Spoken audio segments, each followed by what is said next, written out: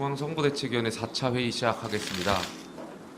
어제 어떤 분이 이 커피를 8,000원에서 10,000원 받는데 원가가 120원이더라 이런 말씀을 하셨습니다.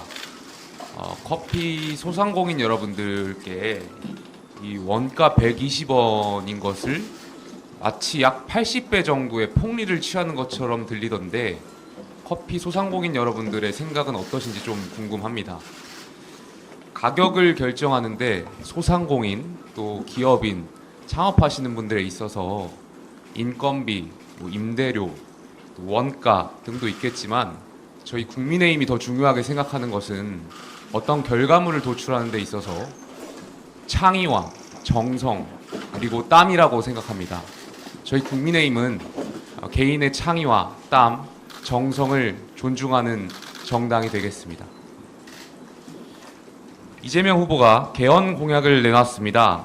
4년 연임제, 국회 추천 총리제, 결선 투표제 도입이 핵심입니다. 표면적인 명분은 제왕적 대통령제를 고치자는 것입니다. 하지만 내용을 들여다보면 권력을 나누겠다는 것이 아니라 권력의 축을 다시 짜고 정치적 유불리를 계산한 것이 드러납니다. 이 후보는 지난 대선에서도 개헌을 말했습니다.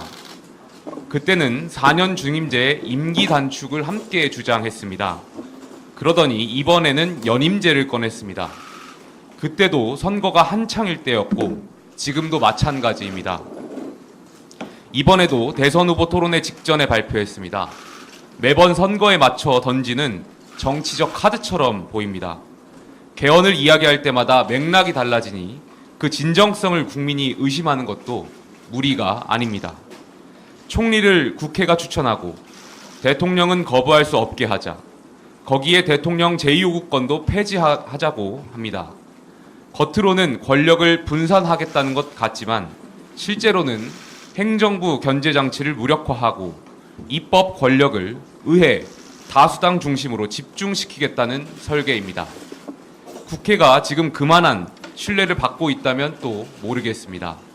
하지만 현재 국회는 입법 독주로 국민 신뢰를 잃은 지 오래입니다. 이런 국회에 총리 인사권까지 몰아주겠다는 개헌이 정말 권력 분산이라 부를 수 있는지 되묻지 않을 수 없습니다. 김문수 후보는 전혀 다른 길을 제시합니다. 대통령 3년만 하겠다.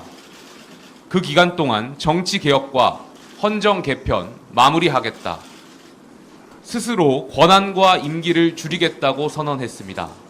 그리고 대선과 총선을 2028년 동시에 치르자는 브릿지 개헌을 국민께 약속했습니다. 거기에 그치지 않고 대통령 불소추 특권 완전 폐지, 국회의원 면책 특권 축소, 국민 입법제, 국민 소환제 도입과 같은 구체적인 제도 개혁안을 명확히 밝혔습니다. 누군가는 권력을 쥐기 위해 개헌을 말하고 다른 누군가는 권한을 나누기 위해 개헌을 제안합니다. 한 사람은 말을 바꿔가며 자신에게 유리한 얘기를 꺼내고 다른 사람은 말보다 먼저 권한과 임기를 내려놓습니다. 이 차이는 단지 제도 설계의 차이가 아닙니다. 정치를 대하는 태도, 권력에 대한 인식, 그리고 국민에 대한 진정성에서 나오는 본질의 차이입니다. 개헌은 권력의 유불리에 따라 좌우되어서는 안 됩니다.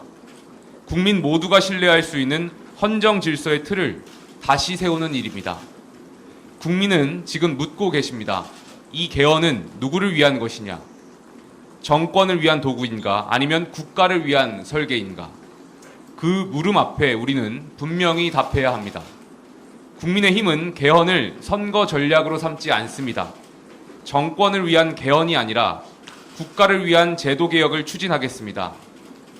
권력자나 특정 정당의 이해가 아니라 국민의 신뢰를 회복하는 길을 택하겠습니다. 그 길의 중심에 김문수 후보가 서 있습니다. 말보다는 실천으로, 권력보다는 책임으로, 정권보다 국민을 먼저 생각하는 개헌을 시작하겠습니다. 우리는 이 길이 제6공화국을 넘어 제7공화국으로 나아가는 새로운 헌정의 출발점임을 믿습니다. 이상입니다.